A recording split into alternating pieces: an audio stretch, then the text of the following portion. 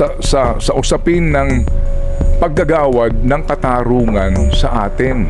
Kasi hindi mo naman napakulong talaga eh. Hindi mo naman napanagot talaga. Nakabalik sa pamamagitan po naman ng sinasabing democratic process na halalan. Maiuukit sa kaisipan ng ating mga kabataan kung hindi mo babalikan talaga ang buong kasaysayan at ang mga totoong pangyayari at kung bakit tayo nasadlak sa sitwasyon na ito ngayon.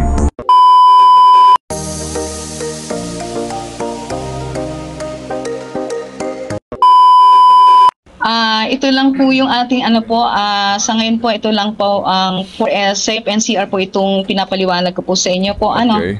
Sa National Capital Region po. Okay, sige po. So ang ating po dito ay ito po ay napaka-espesyal na araw kaya inaasahan po natin na tiyakin na hindi makalimutan ang mga aral ng EDSA.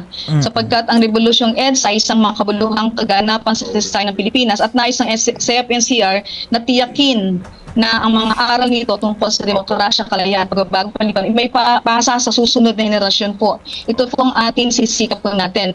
At bagkos pa rin na hikayatin ang aktibong pakikilahok sa paggulitan ng EDSA sa pamagitan po ng paggawa mo nito bilang non-academical at working day, nabibigyan po natin ang mga estudyante at kawani ng pagkakataong makilahok sa mga aktibidad na gumugunita sa Rebolusyong EDSA nang hindi kailangang mag-alala tungkol sa mga gawain sa paaralan o trabaho. So sa madaling salita po ay may mga estudyante rin po tayo at may mga pamilya din po tayo na naiiwan sa kanya-kanyang bahay at ganoon din po kami mga kawani na kung ito po ay magiging non-working day nga naman ay bagkus makakagawa pa rin po ng paraan para po makapaglaho po dito. At ito po ay magpapakita ng pagkakaisa sa pagtataguyod po ng mga values demokrasya. Ito po yung sinisika po natin ngayon. So naniniwalang SAFE NCR na mahalaga na magpakita ng nagkakaisang paninindigan po talaga sa pagtataguyod ng mga values ng demokrasya na pinaglalaban ng Rebolusyong EDSA. Opo, sige po. Yung ating salamat po. Salamat po na marami po sa inyo, sa inyo pong panahon, ma'am, na ibinigay po sa aming programa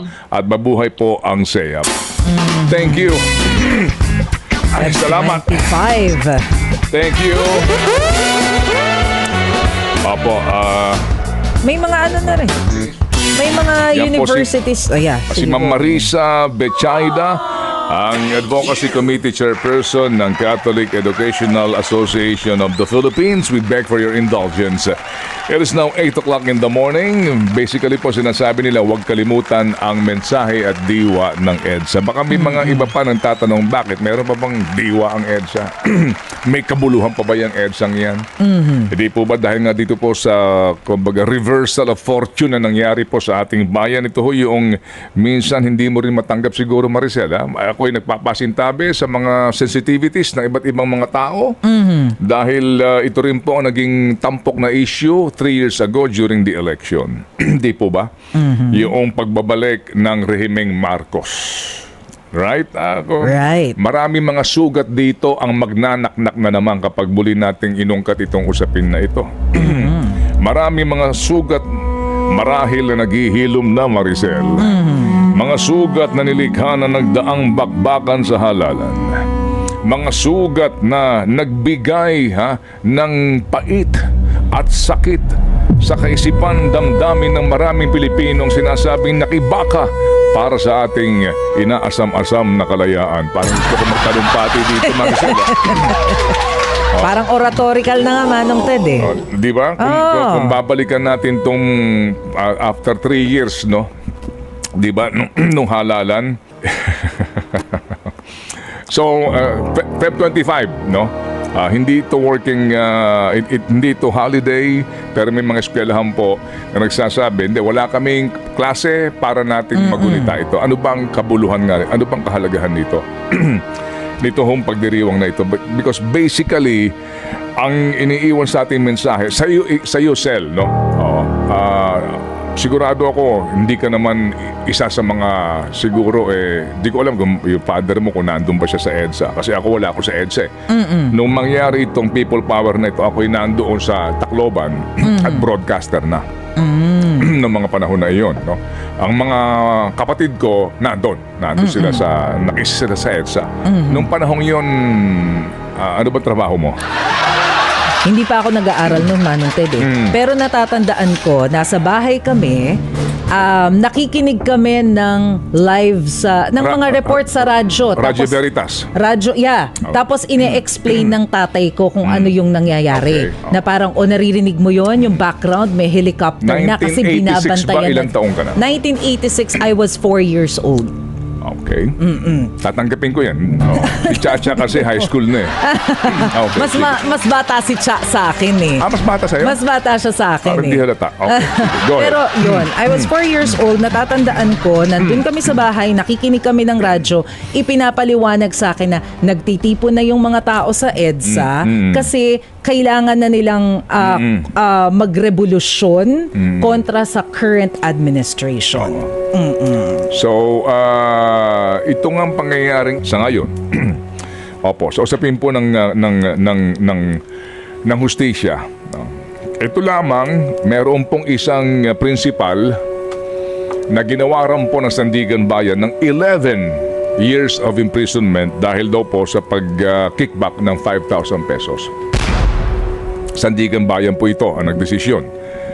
Pero habang ang mga kaso ng mga Marcos, ngayon pinakahuling kaso nila, dismiss na naman sa Sandigan Bayan. May panibago po. So dahan-dahan na po ito magsimula ang mga kasong kinakaharap ng pamilya Marcos. Magmula pa noon, dahan-dahan na po itong nadidismiss, nawawala na. So nasaan ang pagkukulang po dito mga kapatid? Ang sinasabi daw po, kasi nagkukulang ang prosecution doon sa paghaharap ng ebidensya. Magmula noon hanggang ngayon. So ang dami po nito, dahan-dahan nadidismiss itong mga ill-gotten cases na ito. Sinasabi nga nila, kasi nga walang ebidensya, kasi nga ang tagal ng paglilitis, kasi nga ganire. Pero nagkaroon ng chance noon na magkaroon ng mas maayos nga pong pamamaraan sa paglilitis. Pero nang dahil din po sa kakayahan ng iba to defend themselves using the resources na kinuha nila sa gobyerno, yun din ang ginamit. Ano nangyayari ngayon sa atin, di ba? Kung meron kang mga mawalang galang lang, meron kang mga ninakaw, yung parte ng ninakaw mo, gamitin mo sa depensa mo. Saan ang pamamaraan? Sa perang hawak mo.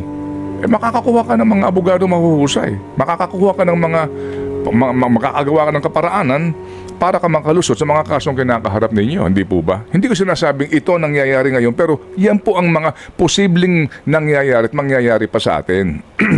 Na wala po naging pagbabago, di po ba mga kapatid, sa usapin ng paggagawad ng katarungan sa atin.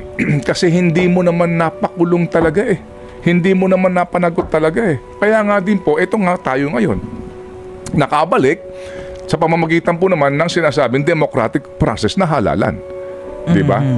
Medyo masalimuot lang itong isyong ito. Ayoko nga sabi ko sa iyo, wala ito sa ating napaghandaan this morning. Pero sa sinasabi nga ni Ma'am Marisa, yung mensahe nitong EDSAng ito, paano po natin ito maiuukit sa kaisipan ng ating mga kabataan kung hindi mo babalikan talaga ang buong kasaysayan at ang mga totoong pangyayari at kung bakit tayo nasadlak sa sitwasyon na ito ngayon.